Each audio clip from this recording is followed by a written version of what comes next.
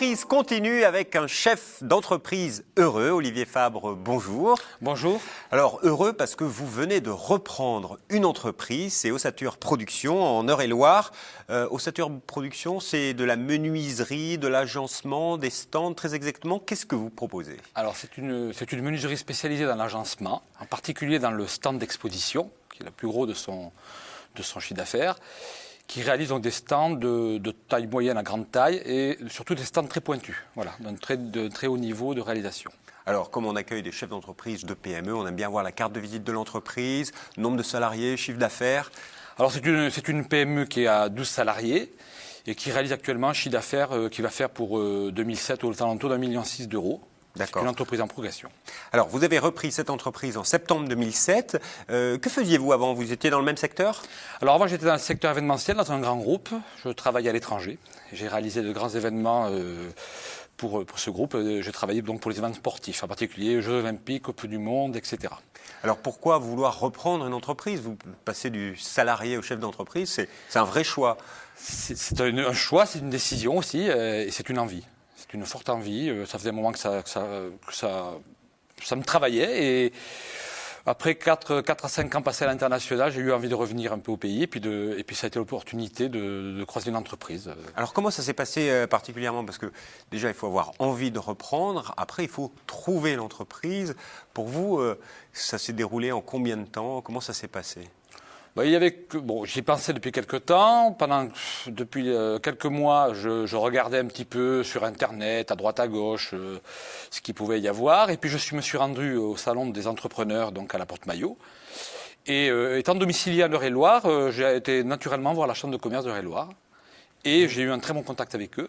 Et ils m'ont fait des propositions et j'ai pu trouver une entreprise qui me correspondait. Tout de suite, le jour de votre visite, ils vous ont parlé d'une entreprise qui pourrait vous correspondre? Voilà, c'était au tout début, puisqu'ils prennent beaucoup de précautions quand même, mais on a fait un peu le tour de ce qu'il y avait, celle qui pourrait me correspondre. Et en fait, je suis tombé un peu sur le descriptif de cette entreprise-là, Ossature, sans le savoir. À l'époque, elle s'appelait Ossature. Et donc, tout naturellement, on a progressé, on a appris à se connaître et puis voilà, on en est là. Mais comment on vous présente des affaires? Parce que c'est vrai que dans la transmission de PME, il y a beaucoup de confidentialité. Comment vous parle-t-on d'une entreprise sans vous dire le secteur, l'activité, le nom de l'entreprise? Alors au tout début, on vous dit le secteur quand même. Hein. Ouais. On vous dit le secteur, on vous présente un petit peu l'entreprise dans ses grandes lignes. Donc à peu près son année d'existence, ce qu'elle fait, ce qu'elle réalise un petit peu, mais on ne rentre pas trop dans le détail. Et si vous souhaitez aller un peu plus loin, c'est à ce moment-là vous qui redevenez un peu candidat. Et vous présentez un curriculum vitae et un petit peu ce que vous souhaitez faire. Et ça dure à peu près une semaine, 15 jours après. J'ai été rappelé, on m'a dit qu'effectivement, mon dossier pouvait correspondre à ce dossier. Et donc là, on m'a présenté l'entreprise un peu plus... Et qui faisait le choix, qui a fait le choix de se dire, voilà, vous pouvez correspondre, c'est plutôt, vous savez si c'est... Je pense que c'est la chambre de commerce et certainement les cédants qui ont dû un peu étudier, puisqu'ils étaient passés par le service de la chambre de commerce et qu'ils souhaitaient... prendre beaucoup de précautions dans la transmission de cette entreprise. Donc en gros, c'est quasiment votre première affaire. C'est la première affaire que vous avez trouvée, était la bonne? Ben écoutez, oui. Pourtant, c'est rare. C'est rare. On m'a dit ça après que c'était rare, mais il se trouve que là, ça m'a correspondu. Et puis bon, le choix a été fait. Ensuite, j'ai étudié vraiment le dossier avec la chambre de commerce sans rencontrer les cédants. Et après, j'ai donné mon feu vert quand le dossier me correspondait pour les rencontrer.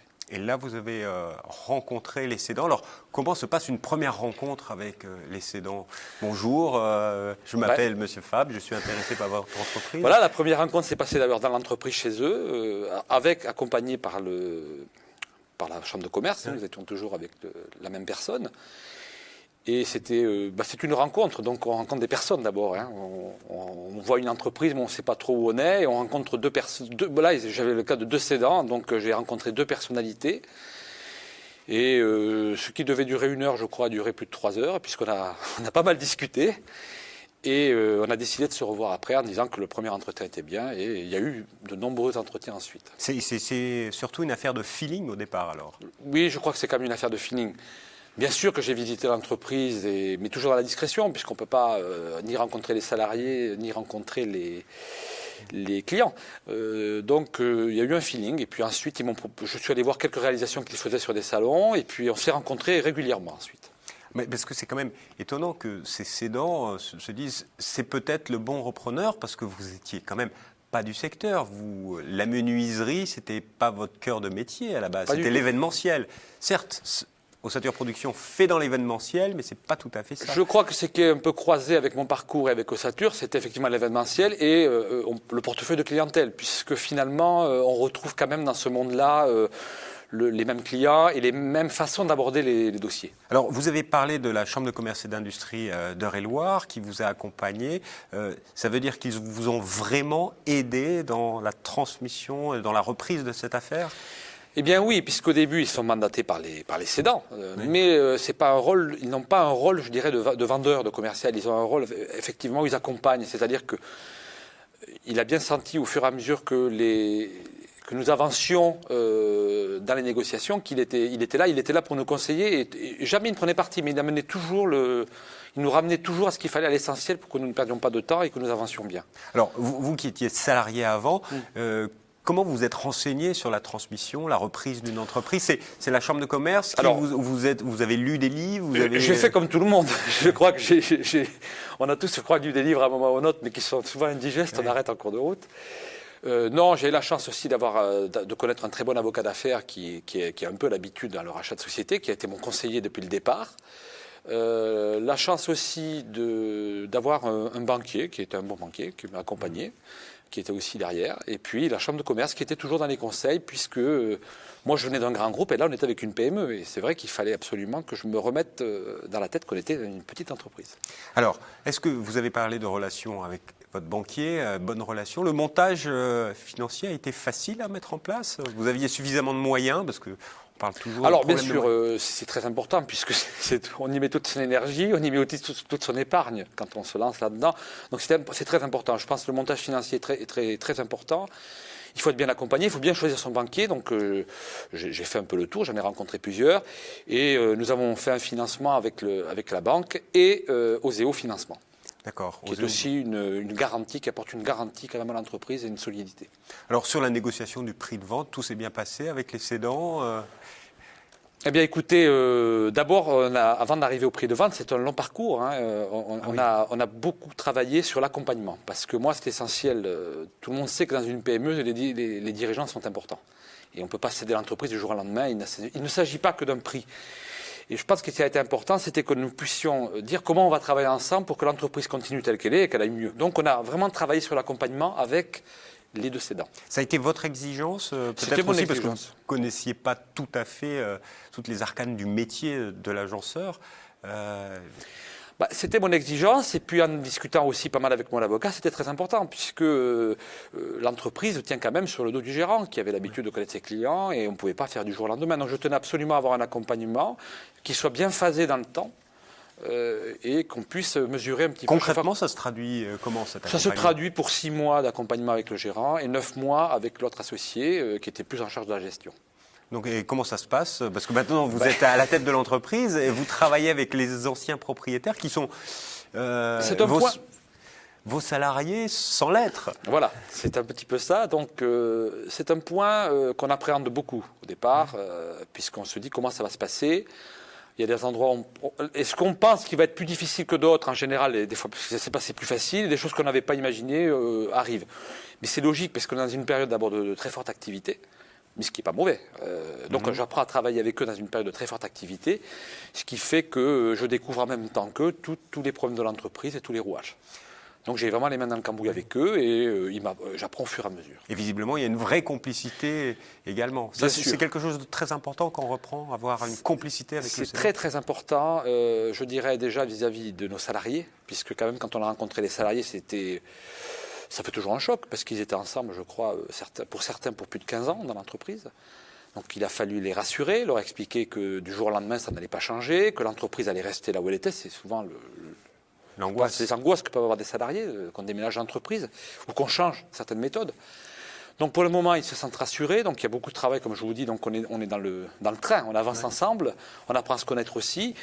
Et puis moi, ça me permet aussi d'avoir un tout petit peu encore, même en étant dans le cambouis, un peu de recul pour pouvoir effectivement amener des choses que j'amènerai petit à petit dans le futur. Ça a changé des choses au niveau du management? Il y a eu des changements parce que ici, alors ça va en changer, ça en change déjà puisque il y avait dans l'entreprise un salarié qui était un peu le numéro 2 derrière le chef d'atelier qui souhaitait évoluer. Parce que c'est votre défi. Il y voilà. avait 2 cédants et il y a un repreneur. Voilà. Donc. Et donc ce salarié qui souhaitait évoluer, on le fait évoluer vers un poste technico-commercial. Donc il travaille à mes côtés, il apprend la partie commerciale avec moi, mais il a tout le savoir de l'entreprise, ce qui est très, très utile.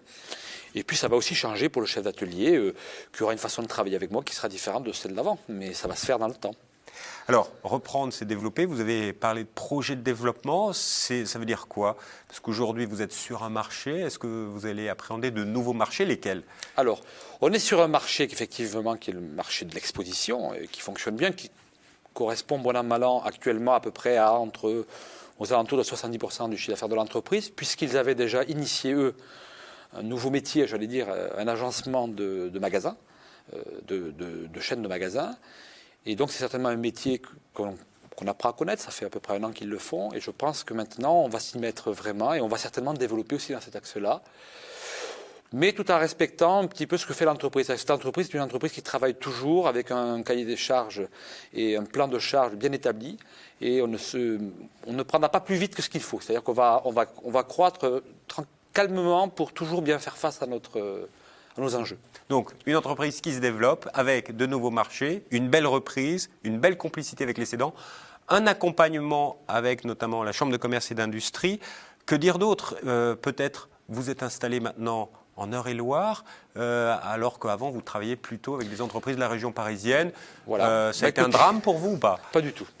Pas du tout, puisque j'habitais déjà en Eure-et-Loire. Alors j'étais limitrophe effectivement des Yvelines, alors je travaillais dans les Yvelines, mais et surtout à l'étranger, donc ça ne changeait pas beaucoup.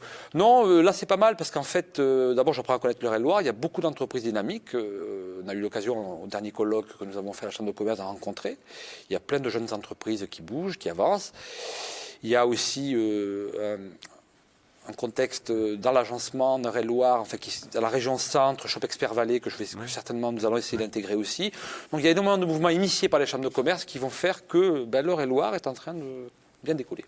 Merci beaucoup, Monsieur Fabre. Alors, si vous voulez en savoir plus, vous pouvez aller sur le site internet www.eureloire.cci.fr. Et si vous voulez rentrer en contact avec Ossature Production, numéro de téléphone, le 02 37 45 20 64. Quant à nous, on se retrouve bientôt pour un autre label entreprise. Au revoir.